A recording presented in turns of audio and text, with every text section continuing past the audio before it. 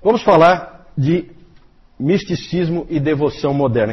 Não quero falar muito sobre isso aí, eu só quero dizer para vocês que existia esse movimento diferente dentro da igreja única nesse período, a Igreja Católica Romana, e é um movimento místico, certo? Os místicos, eles eram cristãos de um tipo diferente, as ênfases deles eram sempre no amor, o amor ao próximo, o amor a Deus, especialmente, e na virtude, fazer as coisas certas e tal. Então você tem muitas freiras que seguem essa linha, muitos monges que seguem essa linha, a linha mística, né? Os 3 pontos principais no pensamento dos místicos eram a união com Deus, eu estar unido a Deus, né? Várias dessas freiras se casaram com Jesus Cristo, né? Misticamente, certo? Então essas coisas absurdas assim, né?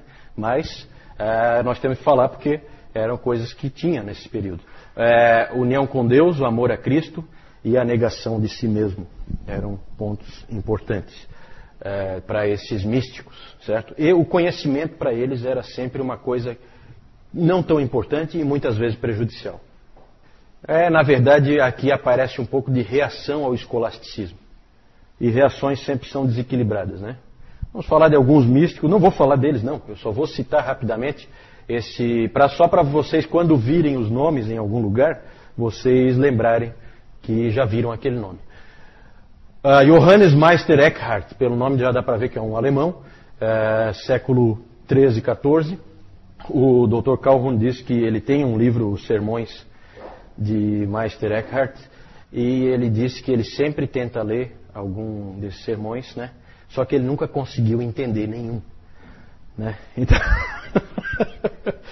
é tudo assim, sabe aquela viagem que o indivíduo fica falando, né? A gente usa hoje em dia a gíria, né? O cara está viajando.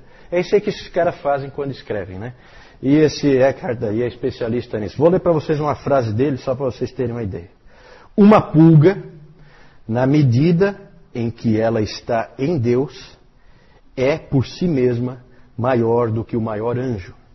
Portanto, em Deus, todas as coisas são iguais e são o próprio Deus. Inclusive, ele se complicou, porque esse tipo de frase aí cheira a quê? Cheira a panteísmo, né? Então a igreja começou a ver nele uma certa heresia e coisa, ele foi obrigado a se retratar. E dizer, não é isso, não foi isso que eu quis dizer, né? Aquela coisa. Então é complicado, né? Mas é um sujeito esquisito esse aí, mas é um sujeito bastante conhecido, né? Esse Meister aí, na verdade não é do nome dele não, é mestre, né? Como os seguidores dele chamavam ele. Esse Walter Hilton, não vou falar nada sobre ele, mas ele escreveu um livro importante para os místicos que se chama A Escada da Perfeição. Os místicos adoram a ideia de uma escada, de passos que você tem que seguir para o teu aperfeiçoamento espiritual. Então ele tinha esse livro, A Escada da Perfeição. A Juliana de Norwich, ela é a primeira mulher a escrever um livro em inglês. Inclusive é estranho porque esse nome Juliano não era usado para mulheres. Então, na verdade, o que se acha hoje é que esse nome não é o nome dela. Que ela ficava próxima à igreja de São Juliano e por isso ela ficou com esse nome, com o nome dele, né? Ela é inglesa, foi inglesa, ela era uma freira beneditina, ela se tornou uma ancorista. Sabe o que é uma ancorista? É uma pessoa que fica enclausurada numa igreja, então ela é feito um quarto para ela, com uma janelinha que dá para dentro da igreja, que é por onde ela pode se confessar, esse tipo de coisa, e uma janelinha que fica para fora da igreja, que é onde o povo vem conversar com ela, se aconselhar, né? É uma psicóloga é uma psicóloga do século XV, né? 14, 15, certo? Então o povo ia lá e falava com ela. Ela escreveu um livro, As Revelações do Amor Divino. As Revelações do Amor Divino. E revelações aí é isso mesmo, revelações. Porque ela alegava que ela teve 16 revelações da parte do próprio Cristo. E inclusive numa delas é interessante porque ela teve a revelação de que em Deus não há ira nenhuma, em Deus só há amor. Que lindo isso, né? Pena que não é bíblico. Muito lindo, só não é bíblico. Sempre há entre esses místicos o desejo de ser um só com Deus. A união mística. Né? Que foi o que essa Catarina de Siena, que aparece aí em seguida, ela atingiu, ou pelo menos pensou atingir. Né? Ela era uma freira dominicana, essa Catarina de Siena. Ela disse que ela foi importante para trazer o Papa de volta para Roma, que o Gregório XI foi convencido por ela para voltar. Ela era uma mística um pouco diferente, porque ela realmente ajudava as pessoas, ela era uma pessoa que cuidava dos pobres, tinha envolvimento social, né, diferente de outros místicos que só pensam em si. Nisso ela é um pouco diferente. Ela conta no seu livro O Diálogo sobre vários arrebatamentos espirituais que ela sofreu, inclusive um delas em que ela se casou com Jesus Cristo. Né? Então, essas coisas estranhas que tinham desses místicos. Né? É a união mística, certo? Desses todos aí, o Lutero, claro que ele desprezava todos eles, a não ser esse último aí, Johannes Tauler, que ele recomendava a leitura, e realmente, segundo o Calhoun, é um místico que dá para você ler, que é interessante o que ele escreveu. Tem coisas boas que você pode aproveitar.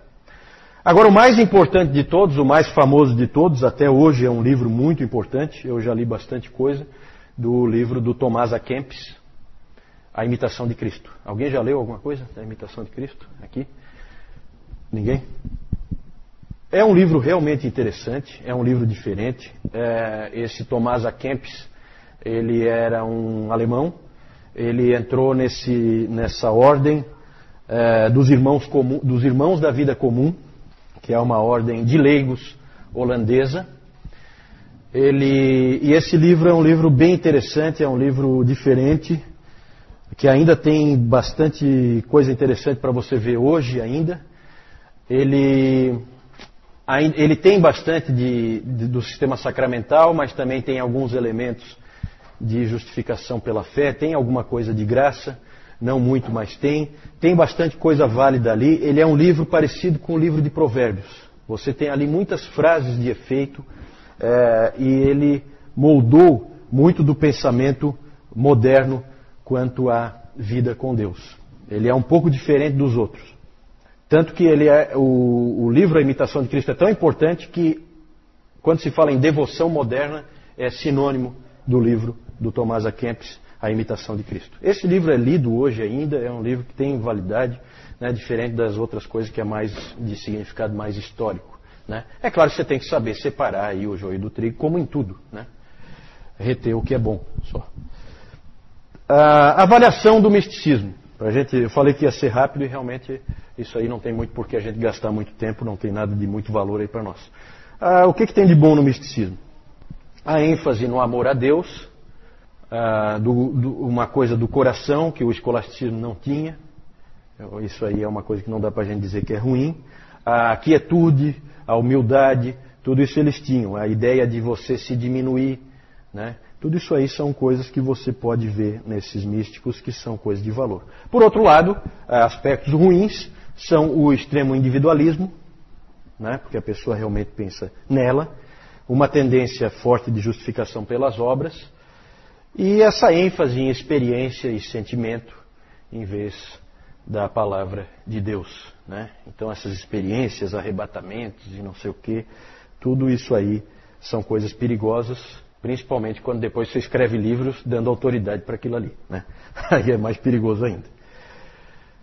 É isso aí. Aqui então vocês veem a Catarina de Siena, ali vocês têm aqui a pintura da união mística, né? Ali não dá para ver, mas é uma troca de alianças dela com Cristo. Né? Não sei quem é que está ali atrás. Deve ser Maria, né? Geralmente nesse período, Maria era pintada sempre ao lado de Cristo.